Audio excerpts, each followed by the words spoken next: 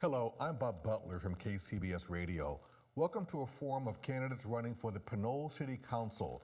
Today's forum is sponsored by the Contra Costa County Elections Division, Contra Costa Television, and the West Contra Costa County and Diablo Valley League of Women Voters.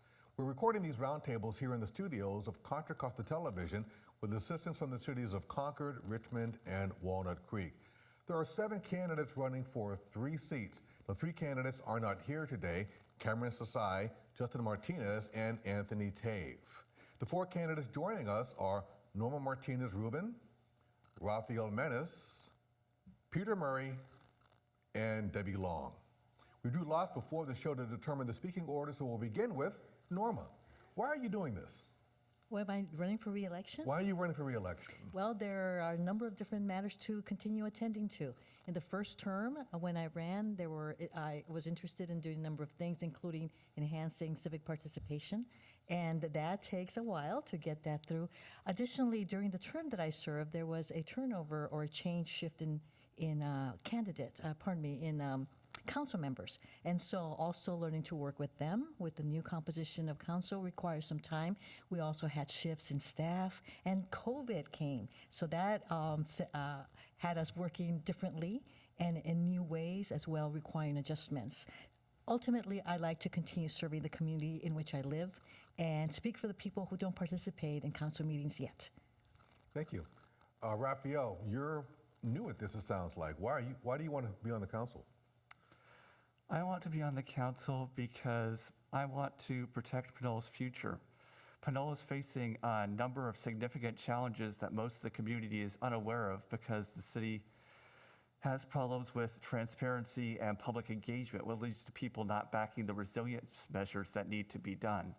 For example, we've got a $46.5 million unfunded retiree health care liability, but the city's only been required to start tracking and reporting out recently. The first I heard of it was in April of this year when the city made a report on it in the long-term financial forecast. So I want to make people aware of the challenges that the city's facing, the state of our roads, the state of our unfunded fiscal liabilities, the fact that the storm sewer system is draining water into the sewers and causing Pinole to pay more money to Hercules every time we have a storm, but we pushed it off of this year's CIP. So I want people to be more aware. I want people to be more engaged with the city so they feel like the city belongs to them, that they should be at council meetings, that they should be involved with the city. And I want to build up the city's resilience so it can afford to meet the challenges that it faces. That's why I'm running. Thank you. Peter, you've been on the council for many years, and you want to come back. You're a glutton for punishment, I guess. I am. I love my community, and I totally enjoyed being, part of the process, and particularly in the decision making and directing how the city will progress, towards the future. There's been comments made here today that are very accurate and extremely true, and I see those as potential problems for the future that actually need to be addressed. And I think my experience working within the community, but also outside of the community with our various leaders in the state and the county, give me a distinct advantage as to being able to complete projects, secure funding, and then move forward. I agree with the community. I've always been part of the community. As started out with being a coach in Little League and soccer, and gravitated to the Planning Commission as my interest grew in what was going on in the city. And I love sharing that with the community. I think that everybody knows that I have an open door policy. People can call me, talk to me. I'll come to your house, and so on, to discuss matters and give you an accurate and honest answer as to what the potential of addressing the community's issue or an individual's issue. And I think everybody appreciates the what I consider the honesty of that approach, and that's what I bring to the table, and I want to continue doing. And I have a particular issue with the budget right now. I'm finding it harder to distinguish the funding allocations. They seem to be becoming blended, and which leads to, this was mentioned earlier, a little little more difficulty understanding the transparency aspect of it. And so it's easier to read. My mind is that an average, high schooler should be able to walk in there and after a little while, make sense of it. And that's the way that it should be for the entire community. So I'm interested in getting back and settling in on, distinct ways the community can be actually aware of what's going on around them. And then there's some programs that have been, it seems to have, fallen by the wayside that we need to address infrastructure-wise. And that's always been my kind of a bailiwick. That and economic development. I've been a strong case of economic development in my background. So that's what I'm bringing. I'm bringing all that experience to the community, and I want to share it. And like I said, I love Pinole, so I take it personally. I have 3 generations of my family living in Pinole, Right. and I'd like to maintain that. Thank you. Debbie, you as well have been on the council before, mayor like 10 or 12 years ago, and you're coming back for another bite of the apple. Tell us why. Well, probably for many of the same reasons I jumped in the first time, and it's something that we've all discussed here, is our finances. Technically, we are not a balanced budget. We are a structurally balanced budget, which means that you can borrow from the fund, existing fund, use that, and in this case, almost $600,000 is being used for operations from fund balances. And once again, those fund balances aren't identified as to how they accumulated or what they're for. Are we using fund balances that have been dedicated to another project that we don't even know about? If this goes on next year, they'll be required to make some changes. And as it says in the budget, well, we've hired many new managers, and we'll look to them to make the changes in the departments to account and make up for that shortfall. I don't believe that that can be done, because they're also using what we put forward as the 115 Pension Trust Fund to balance their budget for new employees coming in. That was never intended for new employees. That was intended for the 2018 employees, and as costs rose, unintended or unexpected within the pension fund, we were going to be able to offset those funds. And we had a full analysis by Bartels, and that was supposed to last till 2035. Those funds now will probably be used up within the next 5, 6, 7 years, depending upon the number of employees and how the interest rate is affected on that. So they're using the ARPA funds, our American Rescue Act funds, as part of the general fund, which is fine, but it's not identified as to specifically what departments those are being used on, because it was expected those would be used in the shortfalls. We don't know how they're dumped in there and used. They were just used at the bottom to balance. So I don't believe that the budget is, they say it's structurally balanced. I would say it's not balanced at all.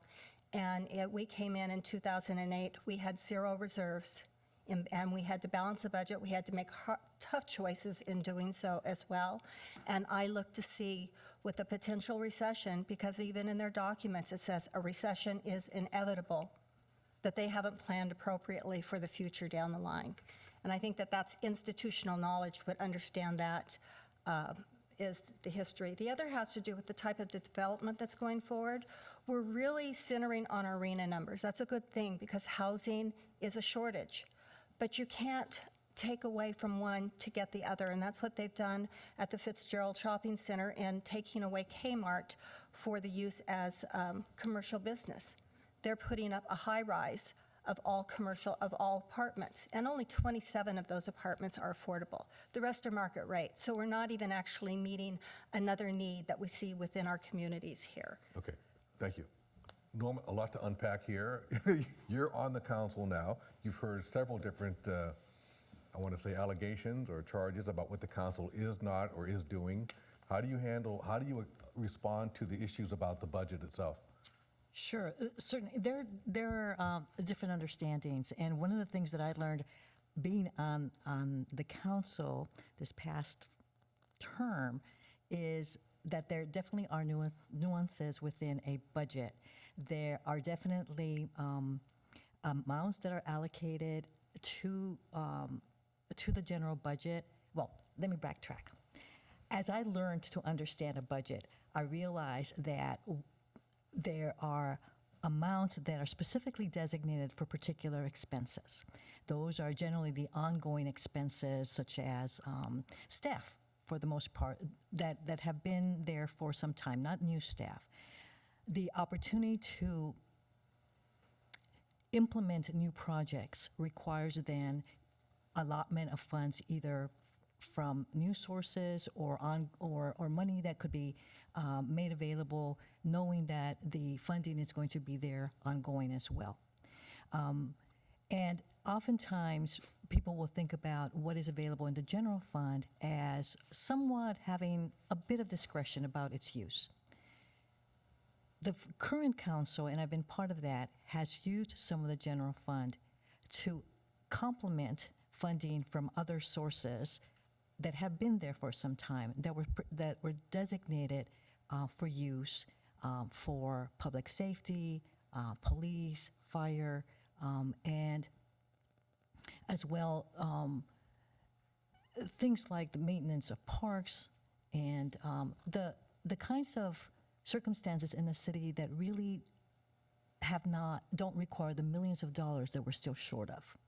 So we were fortunate to receive one-time funds, the ARPA funds, and the statement about not knowing how those are going to be used. We've set them aside according to acceptable federal guidelines, so that we have them available to implement in such a way that we will carry out projects that will produce effects in the long term. We have used some of the ARPA funds for some immediate short-term needs, such as helping small businesses, because they were mostly impacted. Some of them were largely impacted by COVID and the closures. The remaining of the funds, which is in the amount of about $4 million at this point, is still on hold in a way that is permissible in our general fund, so that when the time comes that the council determines how best to use it for long-term results, we can do so, but within the federal guidelines. Okay. Now, each one of your colleagues here has talked about the unfunded pension liability. What are you doing to make that whole? So thankfully, that matter, because of the prior council, and Debbie was part of that, P was part of that previous councils, called our attention to needing to re-examine a policy about use of a trust fund that was set to help offset some of that liability. It is true that the city, although it has a structurally balanced budget, does not have the millions of dollars to address its entire debt, in a way, unfunded liability, deferred maintenance, some capital projects. Those are the projects that I've come to learn require funding sources not only from the city, but often regional funding, state funding, federal funding.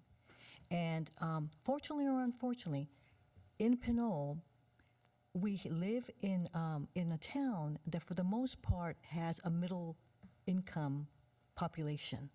And oftentimes, many of the publicly funded sources require that there be a certain designation in a community, in a city, that identifies it as lower income, so that public money can be used for particular projects. That's what makes it challenging for Pinole to acquire some of the funding. Okay, thank you. Raphael, you've talked about you want to make sure that funding does not go to programs that will hurt Pinole. Give me an example of funding that's gone to a program that's hurt Pinole. I'm not sure why I said that, but first I want to clarify a point. When I brought up the unfunded liability, I wasn't talking about pension liability. The city has a partial plan for funding our pension liability through the 115 trust that's been mentioned. The $46.5 million that I discussed was for the unfunded retiree health care liability, which is an entirely separate liability, but the city currently has no plans on funding. It's just doing it on a pay-as-you-go basis. So it's not all immediately due right now, but it's still a challenge the city is facing. My problem is that the storm sewer system was pushed off of this year's CIP by another project being added to it, and I don't know which project. I've sent emails into city staff asking, which project in particular pushed it off, whether it was the Free House project, whether it was one of the other projects that council added in the very last meeting. that there wasn't necessarily that much time to discuss. But I think that the council and the city should have prioritized the storm sewer master plan in the CIP to be done this year rather than pushing it back, because it's an ongoing cost to the city every year, but the state of the storm sewer system isn't evaluated and it's leaking water into the sewer systems. So compared to that, I would say quite a few other projects are lower priority. Our conversation, I think, has been pretty high. We use a lot of acronyms about different programs, and I'm wondering if the average voter in Pinole understands what we're talking about. I mean, yes, we want to make sure that we have enough money to pay our bills, but I'm curious, what can you tell the voters in Pinole that you're going to do if you get back on the council, if you're on the council, to make sure there's enough money for the parks, for retirements and things like that, Debbie? Well, one thing that I've noticed is since I've been off the council, there's about 20 more employees at the top. And I'm not sure how those are evaluated. I'll be the first to say that they've probably had changes within departments, but those are all ongoing costs. And in the end, if we have to cut costs, that's usually the first place we have to look at. But as we've been talking about, those pension liabilities stay with us. And sometimes, in fact, in one case from 2010, we're still paying a person that was with us for 1 year. Every month, that person gets $125 and has since 2010 because they were hired and they had to be let go so quickly. So I think that that's one thing that you have to assess there is how is the current budget? Why is it $7 million higher now than it was when I got off the council? And part of it has to do with these pension costs. And the 115 Trust was not set up to offset pension cost for everyone. It was set up to control pension cost for the employees at that time because we couldn't give them a lot of money in raises. So we were offsetting or at least trying to stabilize the cost of pensions that they had. But we also had passed a Measure S, and that was our second Measure S. They're both a quarter-cent tax. Are they quarter-cent? Half-cent. Those bring in about, I think, 2.5, almost 5 million combined. And then our taxes bring in, I think, another 4 million, our sales tax thereabout, and then about 5 million in property tax.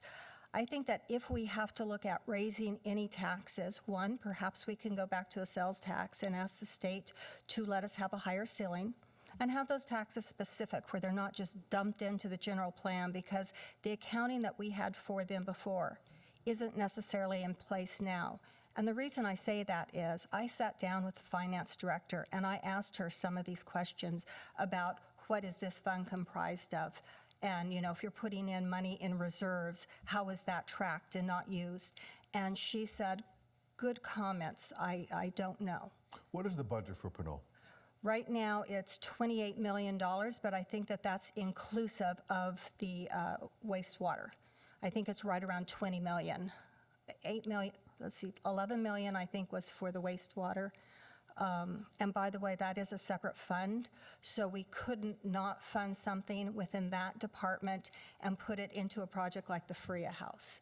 So those can't be transferred among those projects. They're identified by their funds and they have to stay within the funding of that measure. You say the budget $7 million more now than it was when you left back in, Yes. That's 10, 12 years ago. No, I left in 2018. I'm sorry, my bad. You were the mayor, I guess, back in 20. I was mayor 3 times between 2008 and 2018. And you still want to go back.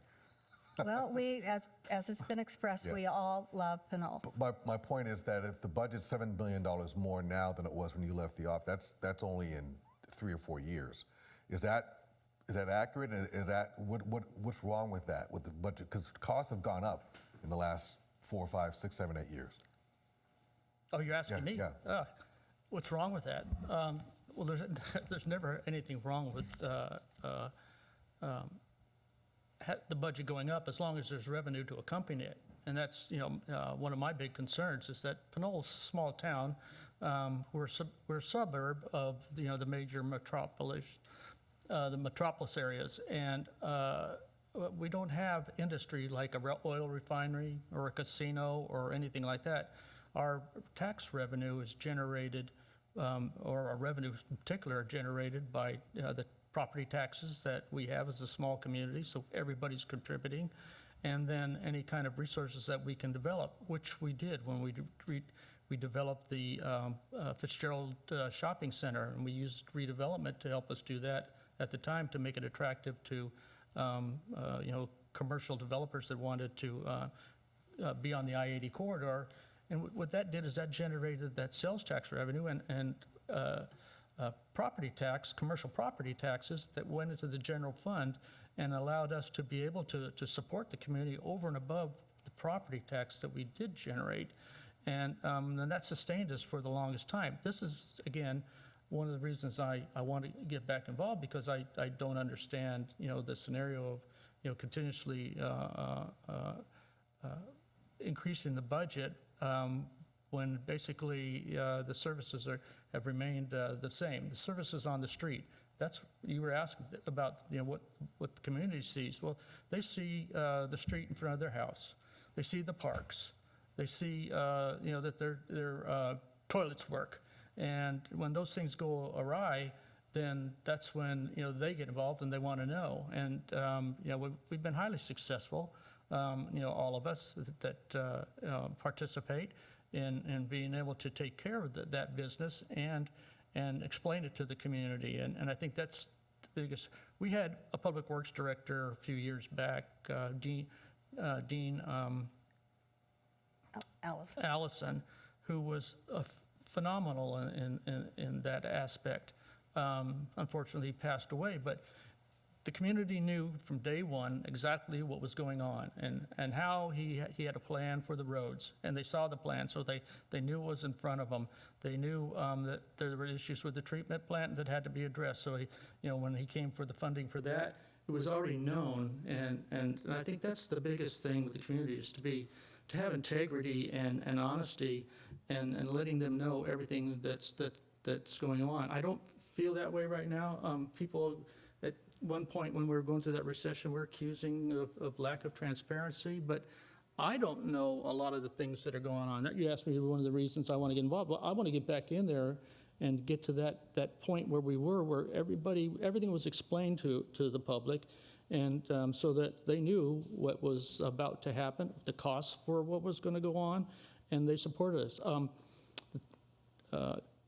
Debbie talked about the Measure S's. We had never had a tax supported in Pinole until Measure S, and we explained that thoroughly out to the community. We had the town hall meetings and all of that. This is what we're going to do. We didn't just go do it. We explained it all, and then we put it on the ballot, and they overwhelmingly were supported, and that's what Scott gave us the ability to sustain our police and fire services, and then our public works services in the future. So we taxed ourselves.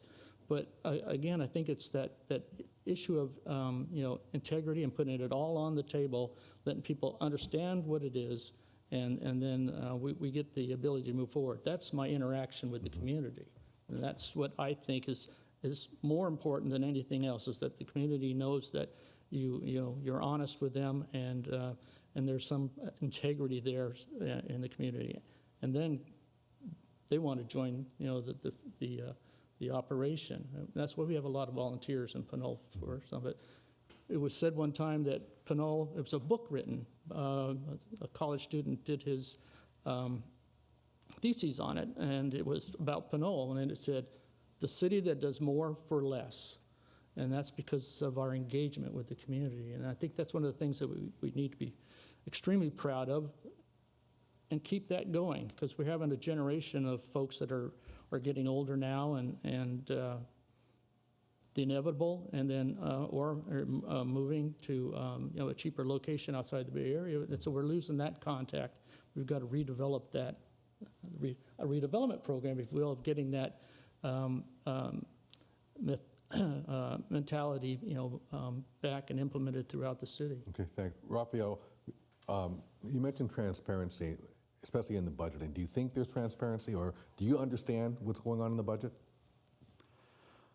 I like to think I have some understanding of what's going on in the budget. Part of the reason why the budget has increased over the past several years is Because after the Great Recession, basically what the council did was they set up sort of a bare bones minimum viable budget. And they made it so that, there was maintenance that needed to be deferred going back, capital expenses, and in particular, staffing for stuff like longer-term planning, like a strategic plan. That simply wasn't in the budget because it was an ongoing expense. So the city was able to build up its reserves because of that. It was able to build up funding. But at the same time, it led to there being longer-term problems that were hidden because there weren't people looking for them. Like, we didn't have a strategic plan until the city started creating that in 2020 and hiring staff to put that together. So we didn't know, like, what are the city's long-term priorities? What are we going to need to focus on over the next 5 years? That sort of thing. The fire department, for example, didn't have an administrative fire captain. So the fire chief had to do all the administrative work as well as, be out on the fire engines doing the fire chief work. And that led to overload and less efficient work there. Things like that. So when the city's hiring more staff, it's not just, oh, we want to have more people, it's nice. It's because there was an organizational assessment done, and that said the city needs to actually have an HR director so it doesn't get sued by various groups for, not doing proper HR stuff, because HR is just one responsibility under the assistant city manager, for example. So, and also with regards to budget transparency, I think it's a good thing that the city has shown the Measure S funds as part of the general fund, because ultimately they are general taxes and they should be considered as part of the general fund revenue. It's still broken out later on in the budget, so you can see exactly line item by line item what department the Measure S funds are spent on for 2006 and for Measure S 2014. But when you're looking at the city's overall tax liability, like what sorts of taxes it gets revenue from in the general fund in particular, if you're separating out Measure S and saying it's not part of the general fund, you get a distorted view of what the revenue streams going into sort of non-restricted uses are. So I think it was good that the city redesigned its budget to show that Measure S with the other general fund measures. It gives a more accurate view of it. Thank you. Norman, you mentioned in the beginning that there are things you still have left to do. Talk about some of those things you still want to do. Well, you asked the question earlier about what we could do or what we would do if once elected to the council again, given its condition, given the city's condition, including that the budget reflects increased cost, and the kinds of expenses that have occurred have been related to adding more staff to do the kinds of things that a community would like to have happen. There was a period when as much as someone would want a park to be even cleaner today than it was 5-6 years ago, we didn't have the staff to do so. We've added new department heads, for example, to then be able to do what an assessment has identified as necessary in order to provide ongoing basic services. Yes, there will be ongoing expenses with those staff.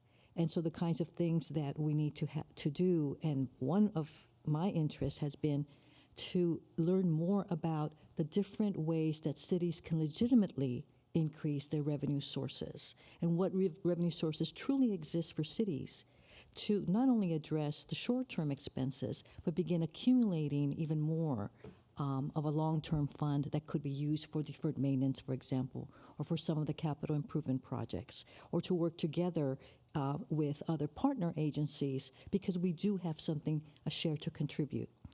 I belonged I have chaired the statewide Cal Cities Revenue and Policy Committee and have learned from there that 4 years ago, we talked about the decrease in sales from brick and mortar sales, or tax, the decrease in brick and mortar shops, and therefore the consequent decrease in sales taxes from them. In Pinole, the top 3 sources of revenue are sales taxes, property taxes, and the utility tax.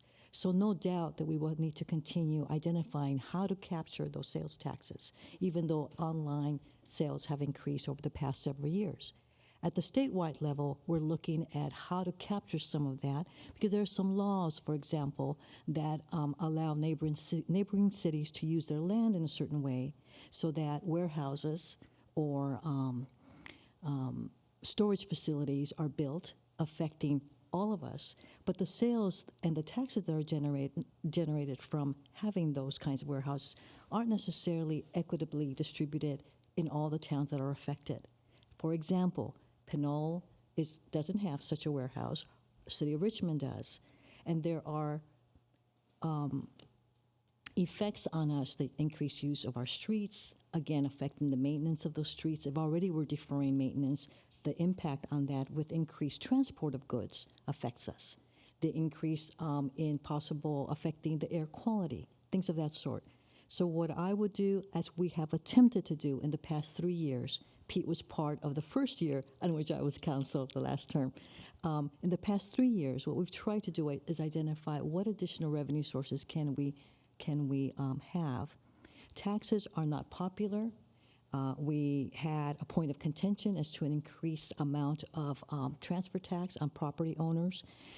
We concurred, final vote, that was not the way to go because it was a very selective, inequitable tax. Will it come time that we also consider a bond measure of some sort? Perhaps. In reality, cities outside of Pinole, statewide, have to use that means, at least pose it to the voting public, to specifically identify how those bonds can be issued in an amount such that it would be acceptable on an individual level by voters to help pay the cost of things like the capital projects that have been on the list for several years, the deferred maintenance that we continue to see when we open our doors and see the streets still needing care, things of that sort. Thanks. Peter, do you think we need a bond in Pinole? Bond? Yes. I put that down as a possibility. I know the city of El Cerrito did that, but you have to understand that when you issue a bond, it has to be paid for, and it's a long-term situation. If it's coming out of the general fund, then something has to be offset in regards to that, and some other services would have to shrink. Or if it's going to be an assessment against the community and each property owner, again, as was noted, that's something that has to be sold to the community, as I spoke to earlier. There's, when you get on the council, you start to think of things in creative ways. And as we were just talking now, I was thinking, well, if we got all these commercial vehicles running through our community, and and they are, much like the garbage trucks that run through your community, they do damage to the roadways. And isn't that an opportunity to assess some sort of a use tax on those vehicles that would generate revenue? Every little thing in Pinole matters. Every dollar matters that gets spent. I was kind of put aside by the expenditure of $50,000, I believe, on fireworks this year, when you could go 3 blocks down and Hercules was doing the same thing. And then we got, there was complaints about the people couldn't see the fireworks from the valley and everywhere else. So there was an expectation. But I think that $50,000 meant something, and it might have meant an aid to one of the staffers or one of the managers or something like that to expedite the work that gets done in City Hall, because we know that we're shorthanded there and all of that. So it's kind of like being accountable for those things. But getting back to the taxes and a bond, I put that down as a possibility, because you have to do so in order to make a value judgment. You have to continuously think about what are the opportunities available to us, and is there something else?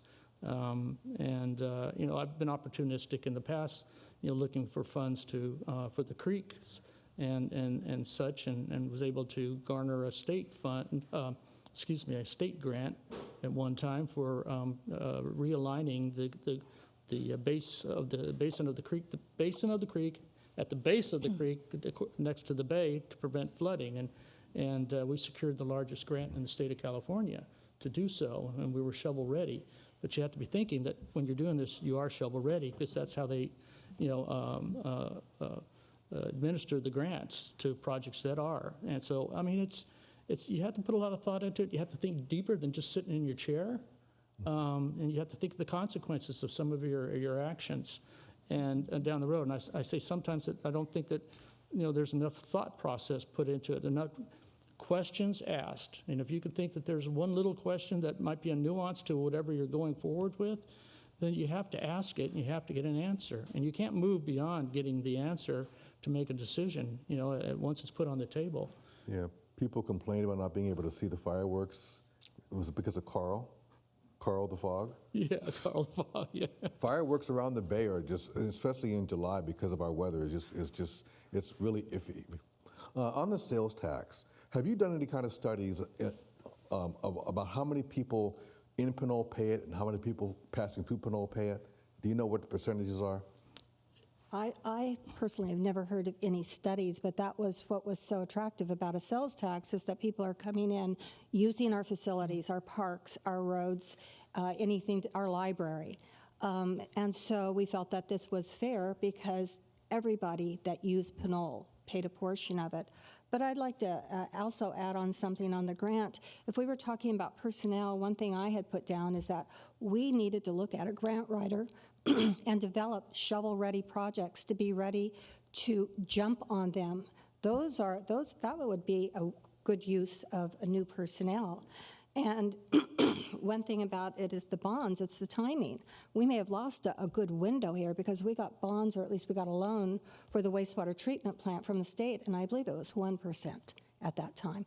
Whereas we have some pension obligation bonds back from the early 2000s, or late 1990s, that are structured so they're heavy at the bottom, and we couldn't pay them off early. So when we're looking at bonds, we have to ensure the structuring of them, the timing to ensure that it's feasible. And maybe bonds are something that can be absorbed somewhere within the budget, but also with the people. But as Pete's brought up, education on the front end, not the back end. Not as you've made a decision, you're going to do it and let me convince you it's the right thing, but on the front end and having the workshops. I attended 3 workshops, and just listening to, and not as a council member, and just listening to what the people liked about Pinole and where they wanted it to go, and actually to see that information not come back in the format in which it flowed was a little disheartening as well. But listening to the people before you make these decisions. It's just like on this last one in the RPTT. Actually, it was RPPT? I'm sorry. The real estate transfer property tax is what we were talking about. Thank you for bringing that out. It was all surrounded all about Pinole becoming a charter city. Right. So they were going to slide something in and say and I don't believe Norma was a proponent of it, so I'm not criticizing her whatsoever, but they wanted to slide it in, and then they could add other taxes. And there's such thing as voter fatigue every time they go to the polls. This time, what do we have, 19%? I certainly don't want 51% of 19% of the people in Pinole deciding taxes for me. So we just need to be a lot more transparent in what we're bringing to the table and what our true objective is. Let's switch gears a little bit, Raphael. Let's talk about unhoused people in Pinole. How much of a problem is that? I think it's become more of a problem than it has been in the past throughout Contra Costa County, not just Pinole, because of the impact of the pandemic and the fact that some of the projects that we had set up during the pandemic, things like Room Key and Home Key, where we were housing the homeless in hotel rooms, are winding down a bit now that many people are of the opinion that the pandemic's over, even though it's not. Clearly not. Yes. But I know that back in, I want to say 2019, the council was discussing how it could use some of the surplus redevelopment funds, and one of the options was considering building a homeless shelter. And it was said at the time that basically it would be better to reallocate those funds towards affordable housing. But I think that it might be worthwhile for the council to consider in the future, if situations like that come up again, dedicating funds towards that purpose. Because while we do need to make sure that there's housing for all income levels within the city, we also do need to support those people in our city who are residing there but who don't have homes, because we want to make sure that they can get off the street, ultimately find housing, transition into the regular housing system. But if we don't have shelter beds or anything like that set up, there's nowhere for them to go. They sort of have to be out there. Yeah, Norbert, what is the council doing to alleviate the problem of the unhoused? Not just the problems that they're facing for being on the streets, but the quality of life issues that causes in the city. I'm pondering your question because we all know that it's a very complex matter. We have to ask why or what contributed to people being unhoused to begin with. It's not only the council, the current council, but prior councils as well. So it's how Pinole has addressed unhoused or homeless individuals is by deferring to a regional approach, where if there is someone unhoused locally, there's an understanding that it's not just the shelter that's required, but the social services associated with needing to address why the person perhaps lost their job, what kind of training needs to occur, sort of those, what some people will call wraparound services, which the county has created programs for. And we've, as a city, have relied on that. So our approach, I believe, and I support, is a preventive orientation, in that we're trying to develop housing for all different economic levels to prevent people from getting to the point of being unhoused. Being unhoused, in my perspective, and many other public health practitioners and social service practitioners, is that we're talking about downstream now. So I think what Pinole has done historically is to address things at upfront, upstream. Let's try to use our land in such a way that affordable housing to some degree is available, to the extent that there's land, there are developers interested, there are laws that facilitate that kind of thing. It's unfortunate that we do see increased numbers of people out on the street. It is very sad to see that. Are we equipped to meet all their needs? No, we're not as a city. Do we do the best that we can to have compassion about what they need? Yes. Do our police regard them respectfully? Yes, they do. Do they try to place those unhoused persons in a county service, or even in our service by our neighboring city, for example? Yes, they do. Does everyone want to be sheltered? No, we know that. Yeah. Debbie, do you have shelter beds at all for people who are unhoused? As far as I know, we do not. However, our unhoused people are single digits. We have, the last I heard a count was around 5. It may have changed, but they are in the single digit area. I think one thing that Norma had brought up about the unhoused is, do they want to be sheltered? My daughter's a police officer, and she actually worked with the encampments and the unhoused. And she said, it was probably 99% of the individuals did not want sheltering. And the reasons they're there are something that society needs to address as an entire society, whether that's a county or the state level.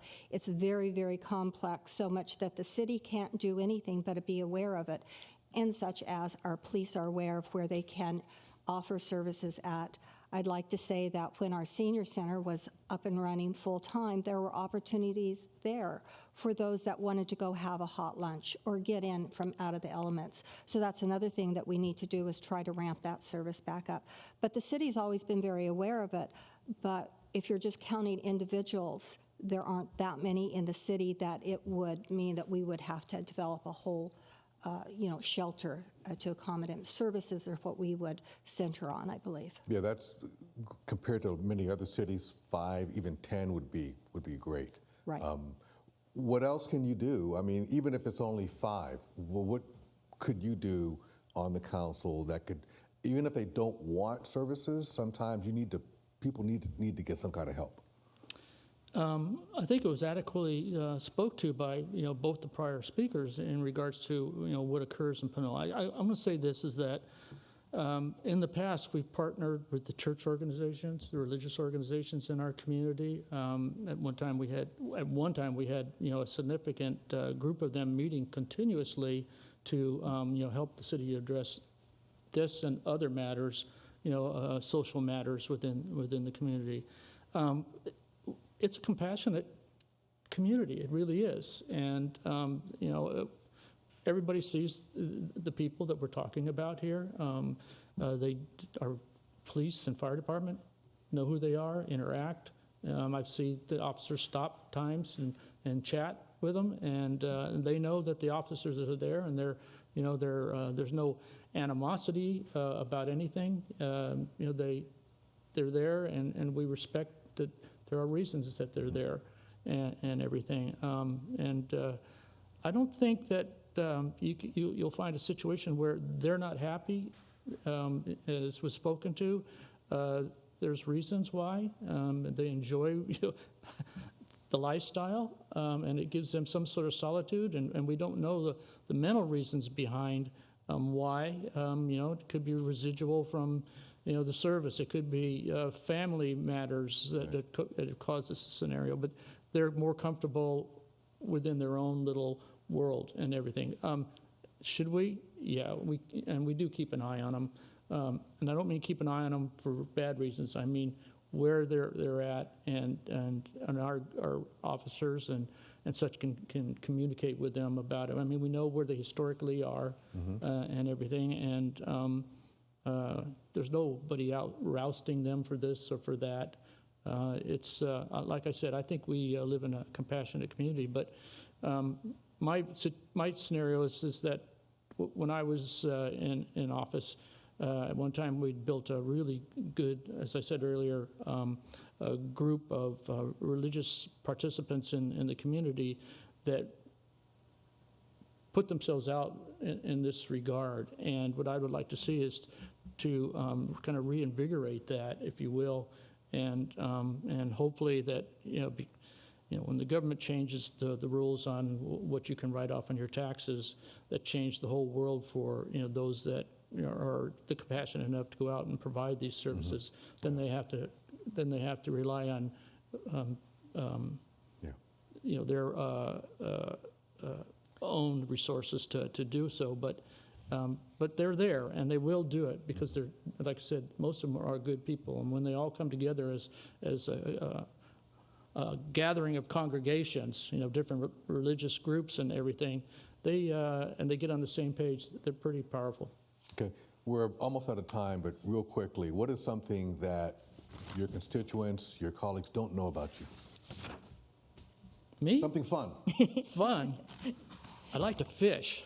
I really do. I play golf, but I really like to fish. I try to save up my nickels and dimes to go to Alaska every couple of years and everything, and I like to get out there and I like to fish with the bears, which is crazy. But I don't go out there and try to touch them like you see these people on TV. But Okay, what's your handicap?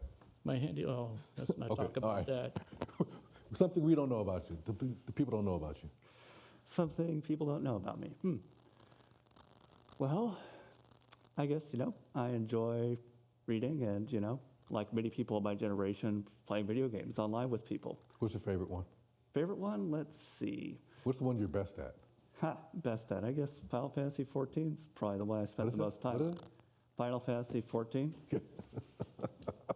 Norma, something we don't know. I'm an aspiring harmonica player. I cannot carry a tune, so I cannot sing. You wouldn't want me to sing you a song, but I would like to learn to play the harmonica. And it's a humble little instrument, but I think it can add a lot to a group when we get together and improvise. And it's a fun thing. That's great. Okay, Debbie? We have property in Mendocino County that we like to escape to, and it's right in the middle of the Emerald Triangle. So it takes some adjusting to the air quality when we get up there. Oh, come on.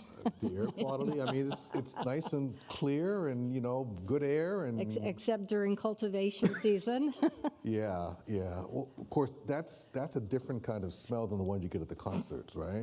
Well, probably. It's more pure. Yeah. Thanks for our candidates for answering some of these very important questions. Each candidate now has 2 minutes to make a closing statement And we'll go in reverse order from the beginning. So Debbie, you're up first. Okay, well, thank you to the League of Women Voters and Contra Costa TV for hosting this event. I've been a resident in Pinole for 37 years, and I've been on the council. I've been also city treasurer for 1 year in 2020, and I was also chair of the Contra Costa Mayors Association. And I am, as Pete is, a former planning commissioner.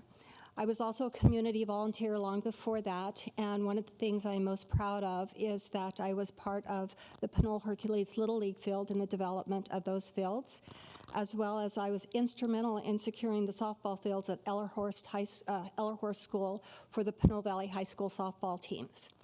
My accomplishments on the council include keeping us solvent during the recessionary period, avoiding bankruptcy, literally, we were $1 away, reestablishing reserve accounts, and putting in financial policies to secure the budget. One of the other things I am most proud about is that I was on the Wastewater Treatment Plant Subcommittee, and along with the rest of the council, we developed an upgrade plan, and I fought, along with Pete, to promote the project labor agreement. I sat on committees to make certain that the West Contra Costa Unified School District kept their promise to Pinole to build quality schools. And in advanced economic development, bringing businesses such as Sprouts and DeVita Dialysis to Pinole with the sale of redevelopment property. Moving forward, I'm about keeping budgets balanced and spending transparent.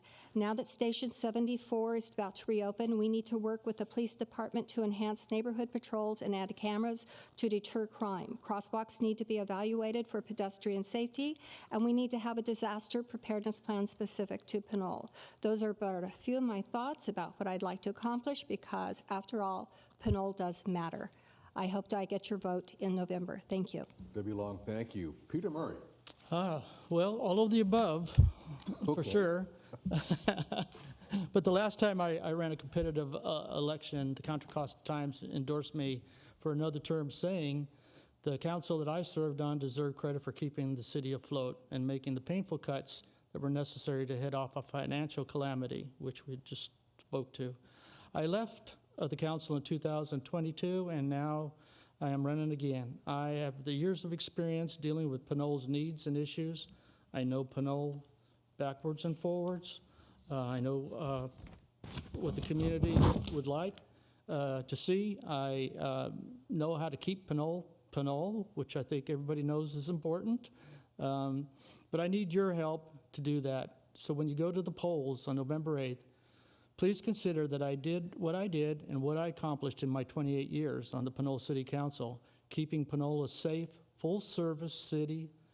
Please vote November 8th for Pete Murray. Thank you. Thanks, Pete. Raphael. Well, I would also like to thank the League of Women Voters and Contra Costa TV for hosting this debate. And I'd like to talk a bit more about my background. I haven't been in Pinole as long as many of our other people. I just moved here after I graduated from college in 2011. I've been helping out with my family's business since then and working as a home health care aide to help my family since 2016. I did some work on the Community Service Commission, helping to maintain volunteer stuff like Coastal Cleanup, and Coastal Cleanup is going to be again this year, this Saturday. So if you folks could show up to the wastewater treatment plant, we're going to be doing coastal cleanup again, and people should be there for that. And then I was honored to join the Planning Commission in 2021, and I've been on there since then, helping to improve the city through looking at projects, making sure that it's transparent to the community, making sure that the terms of approval are well laid out. I think that we need to have transparency and that we need to have broader engagement, but also that we need to have resilience. And one option towards resilience that wasn't brought up tonight that I wanted to make sure was brought up in my closing statement was having the user's utility tax expand to cover water and wastewater. I know that the city considered doing that back in 2010, but I believe that that would be one of the more equitable ways for the city to raise revenue because it's a proportional tax. People who use more water and use more wastewater pay more, rather than just a flat parcel tax for a bond where people on smaller parcels pay just as much as people on larger ones. If you'd like more information about me, you can go to my website, menaceforpinole.org, and I would appreciate your vote this November 8th. Thank you. Thank you, Raphael. Norma. Thank you. Thank you to the League of Women Voters and to Contra Costa TV. People live in Pinole because it's a small town with a friendly atmosphere, a safe place with parks and welcoming public facilities, a diverse, family-oriented community to raise children. I'm running for re-election to continue representing people whose work lives make it hard to speak at council meetings, neighbors who are concerned about public safety, street maintenance and clean energy, and those who look for a balance between economic development and sales tax revenue while preserving our city's open space, beautiful trails, and suburban atmosphere. I value our city's history and architecture that, unlike other East Bay communities, makes Pinole unique. I'll support public safety and remain responsive to what community members want their city council to address. I believe in public service over politics. I've served as council member, mayor in 2020, 2021, planning commissioner for close to 9 years, board director for the West Contra Costa Transportation Authority, WestCat, and currently the West Contra Costa Transportation Advisory Committee. Committee assignments have included Pinole Finance Subcommittee, the Municipal Code Ad Hoc Committee, and the East Bay Regional Committee. Statewide, to learn more about how to increase revenues that are so needed in our town for all the different projects that require millions of dollars to pay, I've chaired the Cal City's Revenue and Taxation Policy Committee to learn from other cities statewide that have been successful. Pinole is the city where I choose to live and the city I want to continue serving. I respectfully ask for your vote in the City of Pinole 2022 election. Please vote on November 8th. Well, thank you. This concludes our forum of the 4 of the 7 candidates running for Pinole City Council. Once again, all our candidates are Norma Martinez-Rubin, Raphael Menace, Peter Murray, Debbie Long, and not here with us, Cameron Sasai, Justin Martinez, and Anthony Tave. For more information on the candidates, ballot measures, and who supports them, go to votersedge.org. The last day to register is October 24th. All eligible registered Contra Costa voters will get a vote-by-mail ballot for the November 8th general election.